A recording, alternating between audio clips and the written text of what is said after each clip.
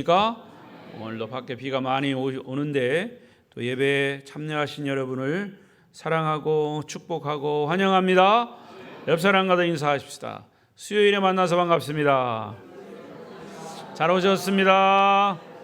은혜 많이 받으세요.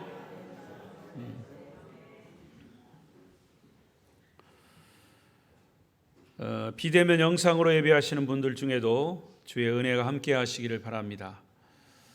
믿음은 들음에서 나며 들음은 그리스도의 말씀으로 말미암았느니라. 믿음은 그리스도의 말씀을 들을 때 믿음이 생기는 겁니다. 밖에 비가 옵니다. 비를 맞으려면 어떻게 합니까? 우산을 쓰지 말고 밖에 그냥 나가면 돼요. 비 맞을 자리에 있으면 비를 맞는 겁니다. 은혜의 비는 어떻게 맞아요? 은혜 받을 자리에 있으면 은혜를 받는 겁니다. 말씀을 듣는 자리에 있어야 은혜가 임하는 것입니다. 오늘도 그런 은혜의 자리가 되시기를 바랍니다. 오늘 말씀의 주제는 포도원 농부의 비유입니다. 포도원 농부의 비유. 여러분, 숱하게 들어온 말씀이에요. 그러나 똑같은 말씀이라도 오늘도 종을 통해서 들려지는 이 말씀이 새롭게 여러분에게 도전이 되고 깨닫는 그런 은혜가 임하시기를 바랍니다. 자, 어느 집주인이 포도원을 만들었습니다. 거기에 울타리를 두르고 포도즙 짜는 구유를 만들고 그 포도원을 지킬 수 있는 망대도 지었습니다. 그리고 이 주인은 농부들에게 포도원을 세를 주고 타국으로 떠났습니다. 열매를 거둘 때쯤 돼서 주인은 열매를 받으려고 종들을 보냈습니다. 주인이 직접 간 게 아니라 종들을 보냈어요. 그런데 문제가 생겼습니다.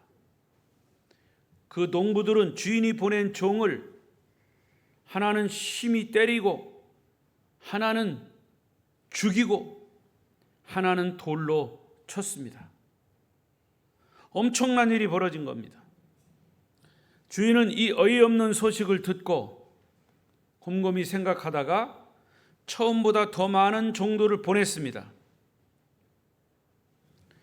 그런데 이번에도 그 종들에게도 전에 종들처럼 똑같이 때리고 다 죽여버렸습니다.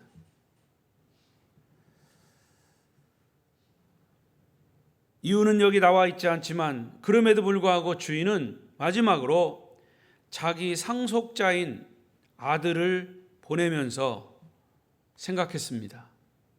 주인의 아들이니까 이제 존대하겠지.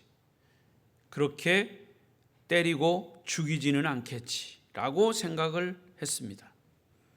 그런데 웬걸 농부들은 이 아들을 보고 서로 의논하기를, 야, 이 아들 상속자를 죽이면 포도원은 우리 것이 될 것이다. 여러분, 똑같은 상황에서 사람이 어떻게 이렇게 다르게 생각하는지 몰라요. 결론하에 하나밖에 없는 그 주인 아들까지도 포도원 밖으로 내쫓아 죽여버리고 말았습니다.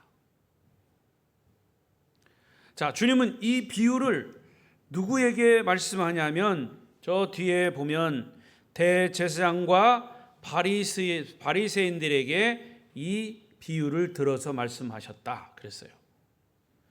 대제사장과 바리새인들은 누굽니까? 종교 지도자들이에요.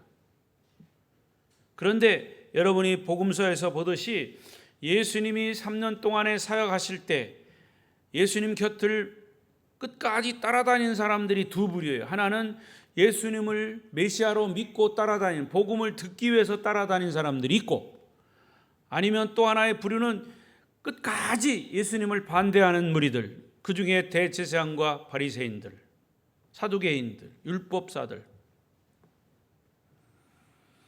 계속 예수님을 반대하고 결국에는 그들이 고발함으로 예수님이 십자가에 죽었죠.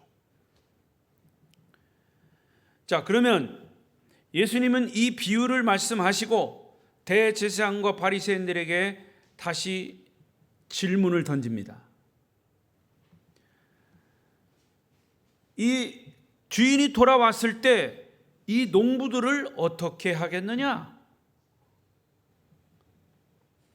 일반적으로 예수님의 이 비유는 설명이 필요한데 이 비유는 다른 설명이 필요 없을 정도로 아주 명쾌한 말씀이에요. 여기 포도원 주인은 하나님을 가리키는 것. 그리고 포도원은 이스라엘 나라를 가리키는 거예요. 그리고 농부는 종교 지도자들을 말하는 거예요. 또 포도원 주인이 보낸 종은 구약의 하나님의 선지자들, 그리고 그의 상속자들, 여기 종들을 계속 보냈잖아요. 첫 사람도 보냈고 두 번째 사람도 보냈고 여러 사람 종들을 보내는 것은 구약의 선지자들이에요. 그리고 마지막으로 주인의 상속자는 누구일까요? 예수님이죠. 이 비유는 주인의 선한 의도에 불순종한 악한 농부들에 대한 하나님의 심판을 이야기하고 있는 내용이에요. 그런데 여러분, 여기서 우리가 더 귀를 기울여야 할 부분은 자칫 우리가 종교 지도자들, 대제사장이 될 수 있고 우리가 사두개인 바리새인이 될 수 있어요.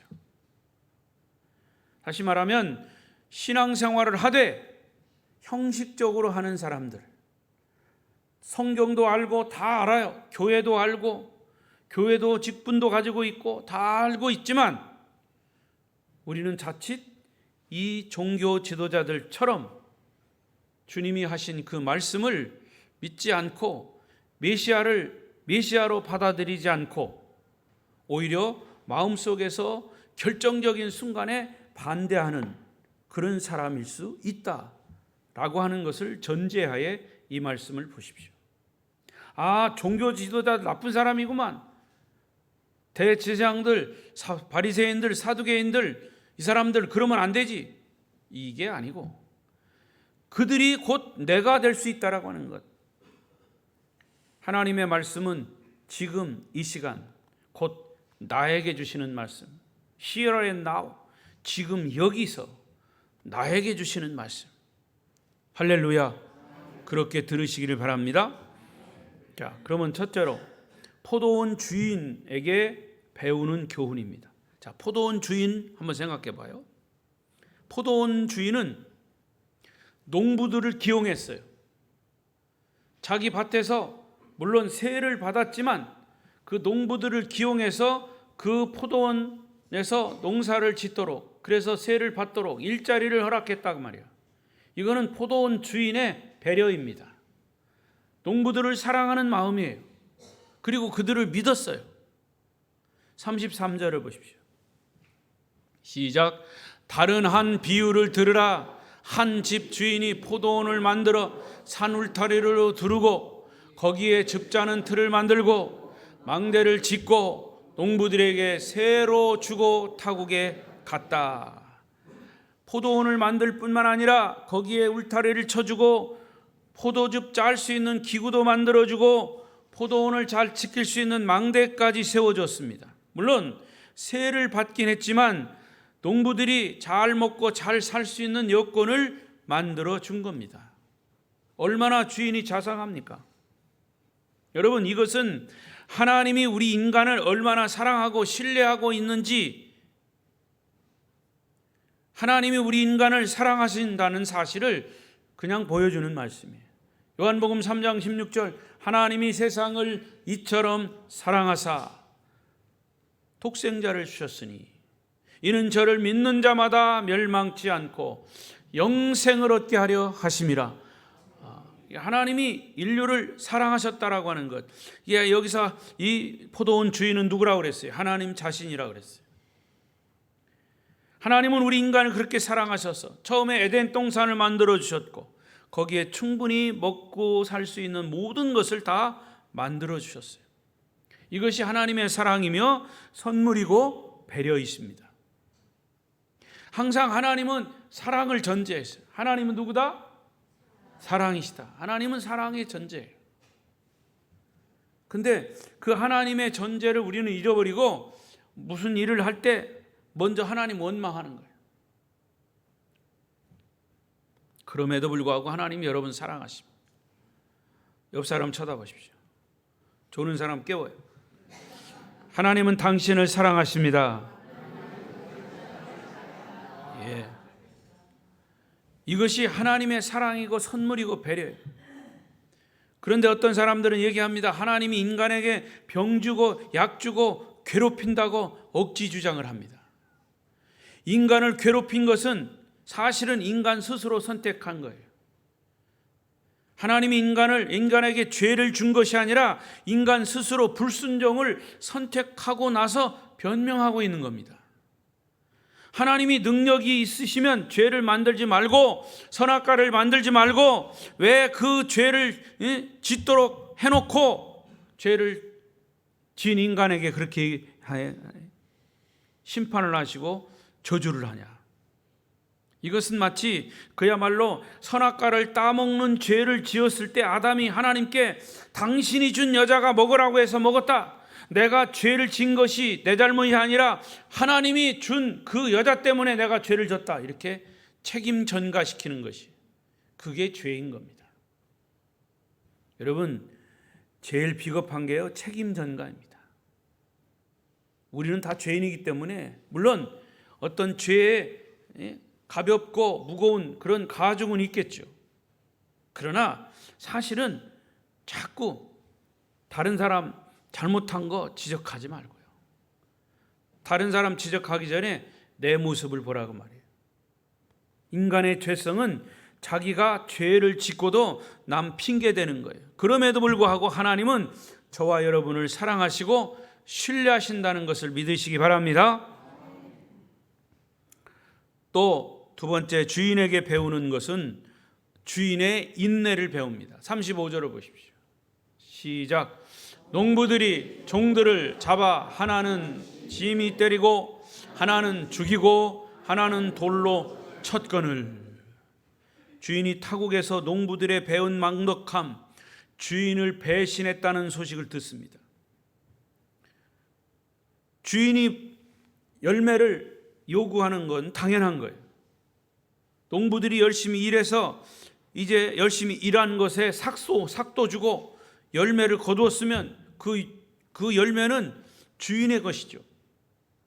그래 주인이 그 열매를 요구했던 거죠. 그런데 열매를 요구하는 종들을 잡아서 하나는 때리고 하나는 죽이고 하나는 돌로 쳤어요. 이 얼마나 기가 막힌 노릇이에요. 믿는 도끼에 발등 찍힌 거죠. 36절을 보십시오. 시작. 36절. 자, 36절을 보세요. 36절을 빼먹었어요.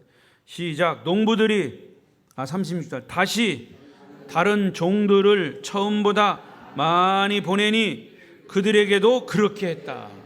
다시 그랬어요. 다시. 저 같으면 두말할 것 없이 처음 보낸 거 가지고 당장 어떤 조치를 취했을 거예요. 그런데 주인은 꼭 참고 있다가 다시 종들을 보냈어요. 그래도 주인은 곧바로 이 농부들을 심판하지 않고 인내하고 있어요. 참고 기회를 주었다는 얘기입니다. 그리고 또 다른 사람을 보냈어요. 그러나 이번에도 똑같이 종들을 심히 때리고 죽여서 보냈어요. 하지만 주인은 그래도 인내하면서 한 번 더 참고 또 참고 있어요. 제가 시무 끝날 때까지 예배 때 조는 사람 이름은 안 밝힐 거예요. 내가 계속 참을 거예요. 하나님만 아셔요. 막 여기서는 막 이름 불러서 저 뒤에 세우고 싶지만 또 시험 들을까 봐. 나는 이 참는 것을 하나님께 배웠어요. 목회하면서요, 참을 일이 많아요. 여러분, 이런 얘기하면 좀 우습지만 제가 키가 작고 초등학교 때는 키 순서로 서요. 1번, 2번, 3번, 4번, 10번. 그러면 저는 나보다 조금 작은 애도 있었어. 왜 그럽니까? 그래서 3번, 조금 4학년 때는 4번. 그런데 5번 넘어간 적이 없어. 그래서 우리 교회 학교 선생님이 태권도 하는 선생님이 있었어요. 키가 막 크고 저보고 그랬어요. 재규야, 너는 키가 작고 너보다 덩치 큰 애들이 때리면 너는 얻어 맞았죠. 그러니까 내가 태권도를 가르칠 테니까 너 태권도를 배우라고. 그래서부터 시작했어요. 그래서 제가 태권도 공인 3단입니다. 예, 믿거나 말거나. 그래서요, 제가 고등학교 때 이런 때는요 막 날아다녔습니다. 저기다가 태권도장 가면 이 권투하는 게 백 있잖아요, 샌드백, 그거 달아놓고요 옆차기 날라가지고 딱 차는 거, 이런 거 아주 잘했습니다. 그런데 우리 저 손자들이 이제 요즘 태권도 배우더라고. 그래서 할아버지가 지금 꼬먼띠 3단이다 그랬더니 우리 할아버지 싸움 잘하겠다 그러는 거예요. 그래서 제가 그랬죠. 야, 태권도는 싸움하라고 싸움 잘하라고 가르쳐 주는 게 아니라 자기를 잘 다스리라고. 뭐 어린애들한테 그런 말이 좀 어려웠지만 자기를 잘 다스리라고 그런 거 배우는 거다. 사실은 그랬습니다. 여러분, 그런데 정말 성질날 때는 그 태권도 실력을 발휘하고 싶어요. 아주 깐족깐족거리는 그런 사람들, 눈앞에서 아닌 것을 기다고 하고 긴 것을 아니라고 하는 이런 사람들, 정말. 그런데 여러분, 만약에 내가 옛날에 배운 그 태권도 3단 실력 가지고 한 성질 난다고 한 대 치면 그때부터 나는 목회 끝이야. 앞뒤 다 잘라먹고 목사가 사람 쳤다. 그게 고발되면 경찰서 가야 되고. 그래서 끊임없이 찾는 거예요. 자기를 쳐서 바울처럼 복종시키는 거예요. 그래서 예수님에게, 하나님에게, 바울에게 끊임없이 말씀을 묵상하며 참는 거예요. 참는 거예요. 주인은 그래도 인내하면서 한 번 더 참고 또 참고. 37절 보세요.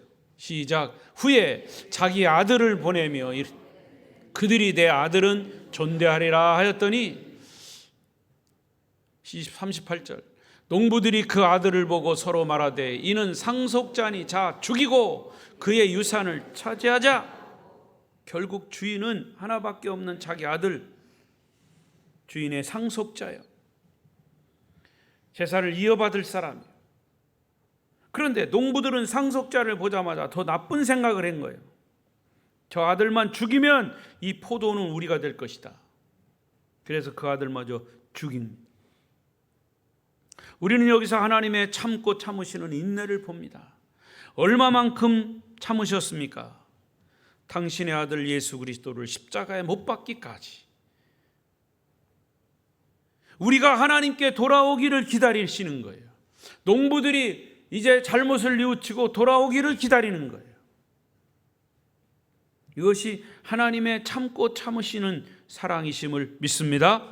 자, 또 하나 포도원 주인에게 배우는 교훈은 악한 농부에 대한 분노와 심판은 분명히 있다. 이것을 가르칩니다. 주님은 지금도 참고 계세요. 또 참고 계세요. 그러나 참은 것으로만 끝나는 게 아니에요. 심판이 있다라고 하는 것을 알리십니다. 자, 40절, 41절, 40절부터. 40절 없습니까? 그러면 포도원 주인이 올 때에 그 농부들을 어떻게 하겠느냐? 41절. 그들이 말하되 그 악한 자들을 진멸하고 포도원은 제때에 열매를 바칠 만한 다른 농부들에게 새로 줄지니이다. 결국 주인이 타국에서 돌아와서 악한 농부들을 모두 심판하고 진멸한다고 그랬습니다. 그러니까 참고 참으시다가 결국에는 심판한다는 거죠. 여러분, 예수님이 재림하신다는 것 성경은 계속 말씀했어요. 근데 재림하시는 것이 2000년이 지나고 지금 이제 3000년을 향해서 2500년을 향해서 가는데 주님 재림 안 하시는데, 안 오시는가 보다.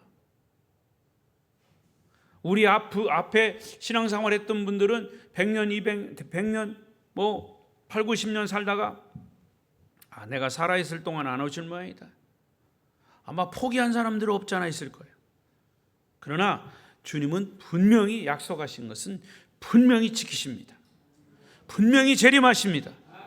여러분, 이 세상에요, 하나님의 정말 정당한 심판이 없다면 불법을 저지르고 법을 요리조리 피해가면서 남에게 피해를 주고 남을 죽이고 살인하고 하는 사람들은 누가 심판합니까?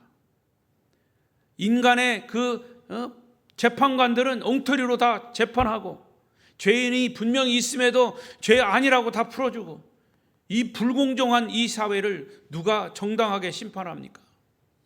하나님의 심판이 없다면 이 세상 정말로 불평, 불만.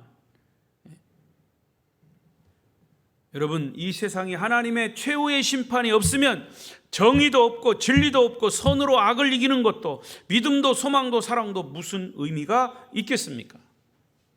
우리가 사는 이 세상이 아직도 죄악으로 어두워져 있습니다. 진리를 말해도 듣지 않습니다. 오히려 복음을 듣고 정의롭게 살려고 하는 사람들이 박해를 받는 시대예요. 이 세상에는 최후의 심판이 반드시 있습니다. 주님이 다시 재림하심과 동시에 의로운 백보자 심판이 있음을 믿습니다. 이 세상은 영원히 무의미하게 전개되지 않습니다. 죄는 절대로 숨겨지거나 잊혀지는 법이 없어요. 2000년의 세월이 흘렀어도 죄는 용서되지 않는 한 그대로 남아있는 거예요. 죄는 반드시 드러나게 되어 있습니다. 성경은 뭐라고 말합니까? 너희들이 방 안에서 한 말, 너희 혼자 짓거린 말, 너희 둘이 쏙닥쏙닥 한 말, 주님이 오시는 그날은 지붕 위에서 큰 소리로 말하게 될 것이다. 네가 하지 않으면 다른 주님이 말씀하시고 다른 사람이 지붕 위에서 나팔로 너의 잘못을 지적할 것이다. 마음속으로 은밀하게 지은 죄라도 죄는 결코 없어지지 않는다. 하나님은 우리가 지은 죄에 대해서 반드시 계산하십니다. 그래서 하나님은 우리의 죄를 용서하기 위해서 죄를 졌더라도 그 죄를 고백하고 자복하면 미쁘시고 의로우사 우리의 죄를 용서하신다고 그래요. 그래서 예수님이 십자가에 못 박아 죽으신 거예요. 그리고 다시 부활하신 겁니다. 부활하신 것은 우리의 죄가 용서됐다라고 하는 증거이기 때문이에요. 하나님은 죄와 타협하시는 분이 아니에요. 그래서 히브리서 9장 27절을 보십시오. 9장 27절 시작. 한 번 죽는 것은 사람에게 정해진 것이요 그 후에는 심판이 있으리라. 누구나 다 죽는다 그 말이에요. 죽는 것으로 끝나는 게 아니에요, 여러분. 심판이 있다 그런 거지. 우리는 죄를 가지고 태어났기 때문에 본래 허물과 죄로 죽었기 때문에 죄를 지을 수밖에 없어요. 사람이 나이가 들면 순결해지고 거룩해지면 얼마나 좋겠어요. 그러나 인간은 세월이 흐를수록 어떤 의미에서 지저분해지고 죄를 더 많이 져요.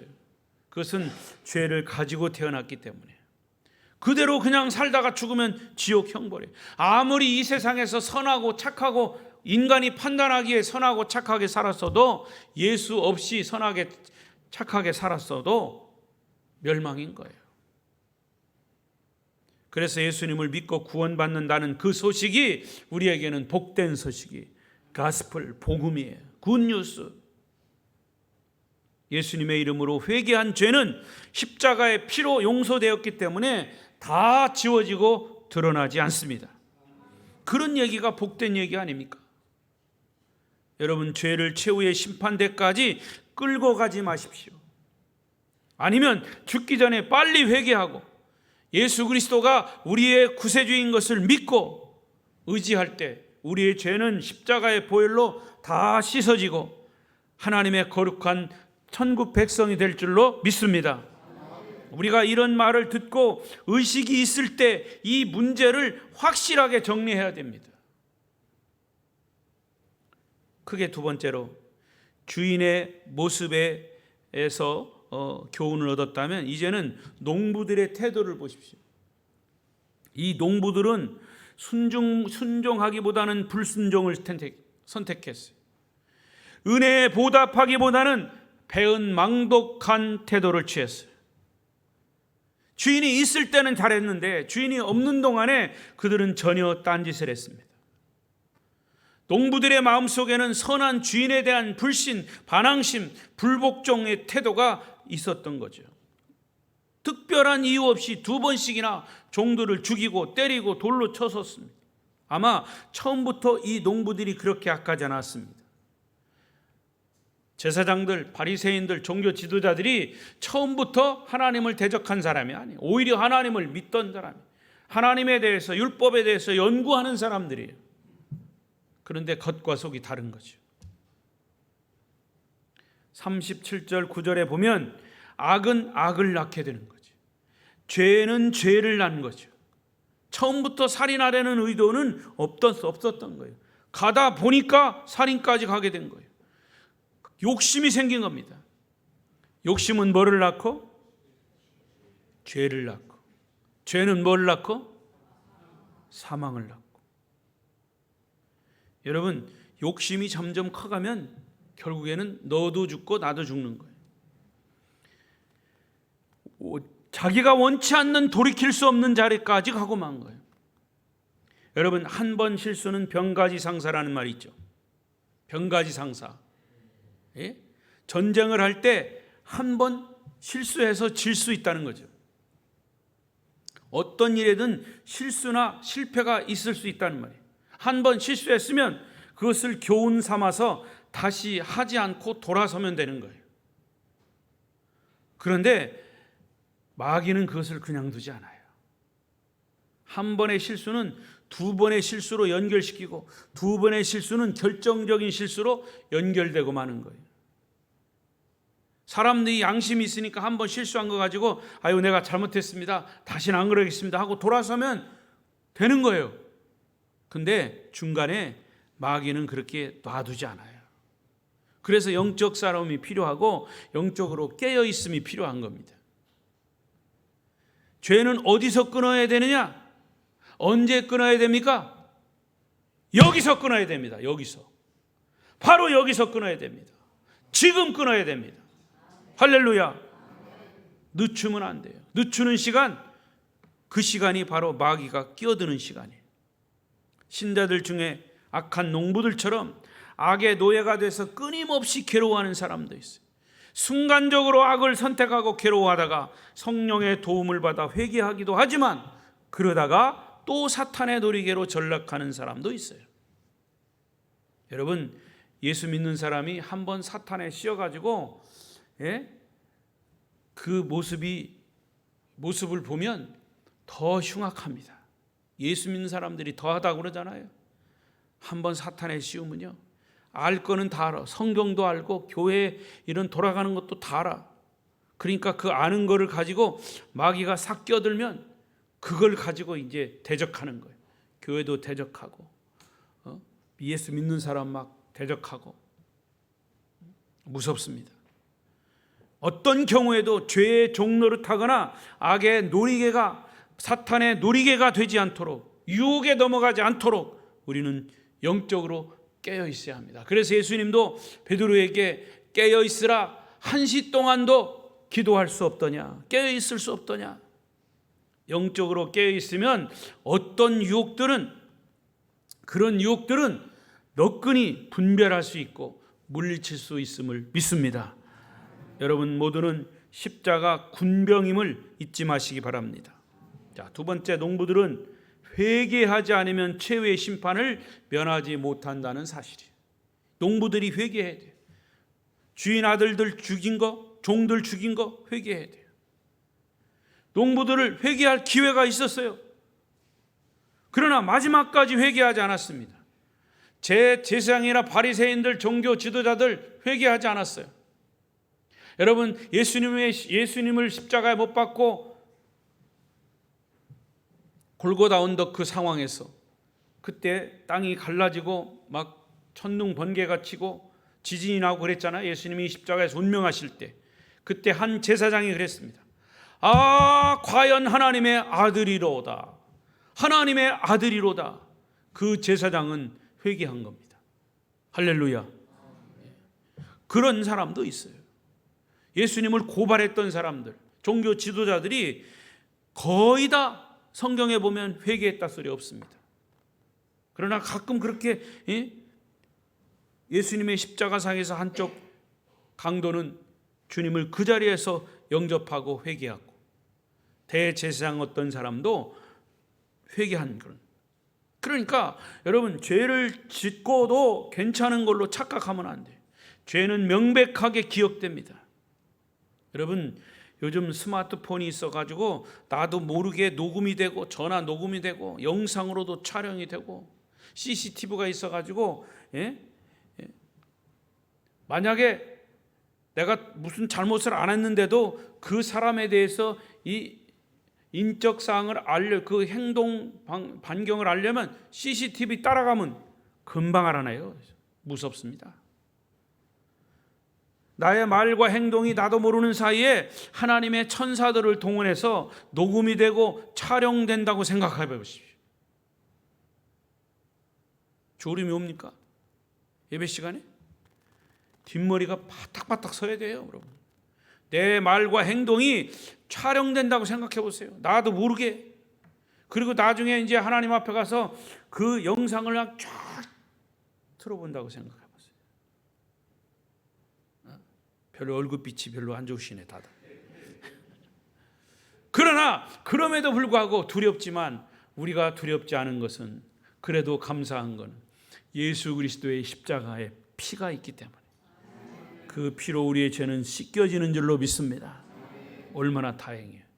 그게 복음이에요. 그게 복된 소식 아닙니까? 예수님의 보혈로 죄를 해결하지 않으면 우리는 최후의 심판대까지 가는 겁니다. 그래서 죄는 지금 해결해야 합니다. 지금 회개해야 되고, 내일은 회개한다는 것은 없습니다. 지금 해결하지 못하면 결정적으로 돌이킬 수 없는 비극의 주인공이 될 수 있습니다.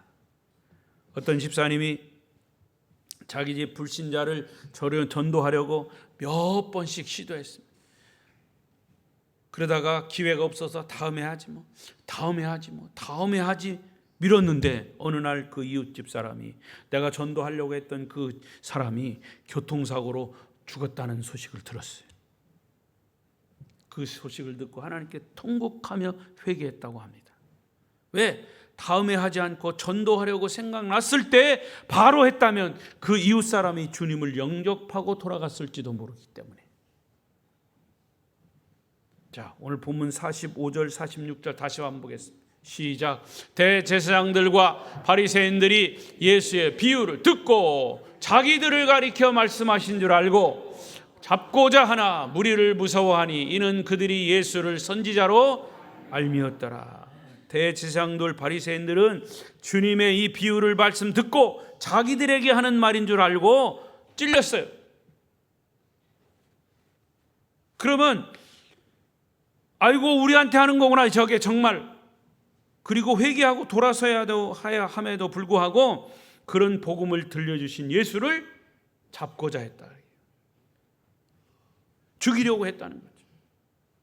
여러분, 항상 하나님의 말씀을 들을 때 바로 지금 여기 오늘 이 시간 나에게 주시는 말씀으로 듣고, 회개할 것은 회개하고 변화할 것은 변화해서 구원받은 자의 삶을 살아내는 승리자들이 되시기를 바랍니다.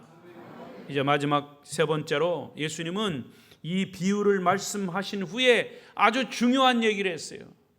건축자들의 버린 돌이 모퉁이의 머릿돌이 되었다라는 말씀으로 결론을 맺고 있어요. 42절 시작. 예수께서 이르시되 너희가 성경의 건축자들이 버린 돌이 모퉁이의 머릿돌이 되었나니 이것은 주로 말미암아 된 것이요 우리 눈에 기이하도다 함을 읽어본 일이 없다. 무슨 말입니까? 여러분 건축하는 사람들이요, 돌을 가져다가 이제 달 정으로 찢고 잘 다듬어서 벽돌도 만들고 이렇게 기둥도 말고 만들어요. 그러다가 만들다가 다 버렸어. 이제 쓸모없는 이 돌이라고 해서 버렸는데, 그 버린 돌이 모퉁이의 중요한 머릿돌이 되었단 말이죠. 이 말은 예수님을 대적하고 제사장들, 바리새인들이 예수님을 십자가에 못 박았는데 그분이 죽고 부활하심으로 말미암아 우리 인류의 구세주가 되었다. 머릿돌이 된 것이. 할렐루야. 바로 그런 얘기입니다. 그들은 메시아를 알았지만 자기들의 욕심 때문에 메시아를 배척한 거예요. 메시아가 건축자의 버린 돌이 되고 만 것이. 그런데 그 버린 돌이 이방인들이 주어서, 저와 여러분이 이방인들이 주어서 그들로 머릿돌로 구원의 집을 지었다. 이방인들이 구원을 받게 된 것이죠. 43절 시작. 그러므로 내가 너희에게 이르노니 하나님의 나라를 너희는 빼앗기고 그 나라에 열매 맺는 백성이 받으리라. 하나님의 나라를, 너희는 누구예요? 거기 대제사장들, 유대인들, 하나님의 나라를 빼앗겼어요. 예수를 배척했으니까. 그리고 그 나라의 열매를 맺는 백성이 받으리라. 그 나라, 하나님의 나라 열매 맺는 백성이 누구예요? 저와 여러분 이방인들이야. 할렐루야. 예. 여러분, 결국 이스라엘 백성들은 특권을 빼앗기고 하나님의 나라의 열매는 다른 이방인들이 먹게 된 겁니다. 먼저 된 자가 나중되고 나중된 자가 먼저 된 겁니다. 거듭 말씀드리지만 교회 오래 다녔다고 자랑하지 마십시오. 교회 봉사 많이 했다고 자랑하지 마십시오. 기도 많이 한다고 자랑하지 마십시오. 그런 것은 자랑할 것이 아니에요. 오늘 새벽에도 말한 것처럼 내가 자랑할 것은 예수밖에 없는 거예요. 지금 예수 믿고 구원받은 것을 자랑하고, 지금 내가 신앙을 지키고 있음에 감사하고, 구원받은 자답게 살아내는 것을 감사하시기 바랍니다. 44절 오늘 말씀의 결론입니다. 시작.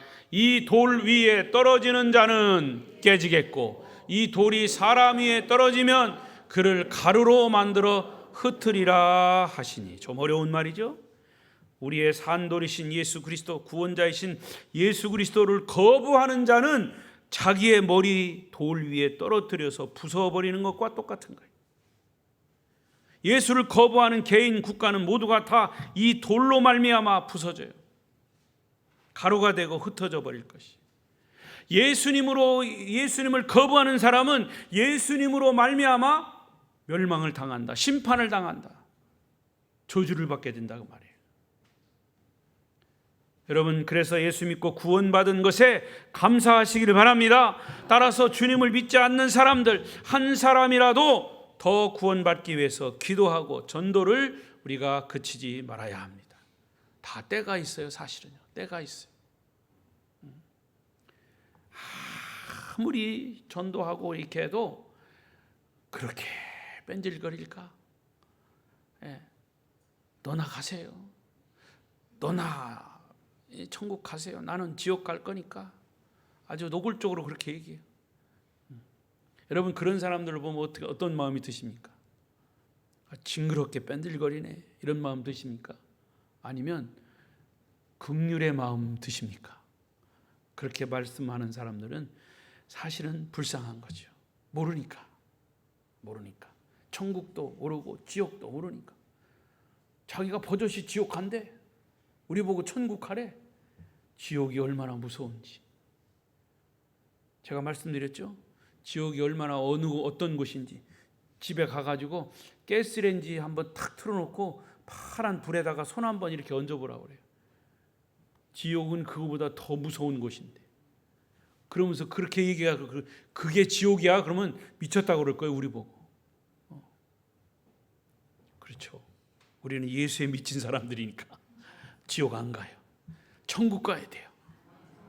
근데 그것도 저것도 모르는 사람, 지옥이 있다고 천국이 있다고 얘기하는 사람 보고 미쳤다고 하는 사람은 그 사람이 미친 거예요. 미쳤으니까 그걸 모르는 거죠. 다행히도 우리가 전하는 예수를 지금이라도 받아들이고 예수를 곱게 믿으면 그 사람도 천국 가는 거죠. 그 역할을 우리 교회가 하는 겁니다. 성도가 하는 겁니다. 우리는 예수 믿고 구원받은 자들, 믿지 않는 가족, 믿지 않는 사람들에게 미쳤다 소리를 들어도 어떤 욕을 먹어도 우리는 진짜를 가지고 있기 때문에 그 진짜의 소식을 그들에게 끊임없이 전해야 돼요.